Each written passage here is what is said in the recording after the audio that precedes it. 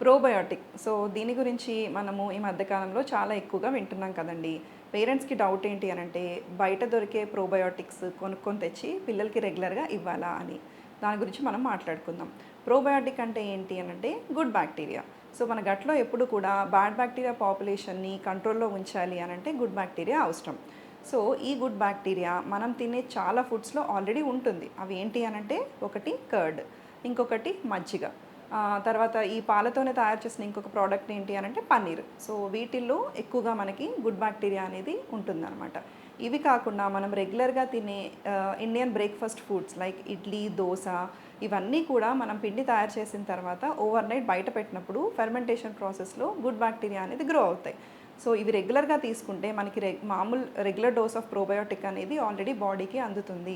So, సెపరేట్‌గా మీరు మీ పిల్లలకి ప్రోబయోటిక్ రెగ్యులర్‌గా మెడిసిన్ లాగా వేయాల్సిన అవసరం అనేది లేదనమాట. ఇంకొక టిప్ ఏంటి అనంటే, ఈ ఫుడ్స్ కాకుండా మనము వడ అండ్ చపాతీ కూడా రెగ్యులర్‌గా చేసుకుంటాం కదండీ. సో, అలాంటప్పుడు కూడా ఏం చేయాలంటే, పిండి కలిపిన తర్వాత ఒక 2-3 అవర్స్ మీరు పక్కకు పెట్టినట్టయితే గనక దాంట్లో కూడా మనకి గుడ్ బ్యాక్టీరియా అనేది వస్తుంది. సో, ఇవి రెగ్యులర్‌గా మీ పిల్లలకి వాడుకుంటే వాళ్ళకి రావాల్సిన ప్రోబయోటిక్ అనేది వచ్చేస్తుందనమాట.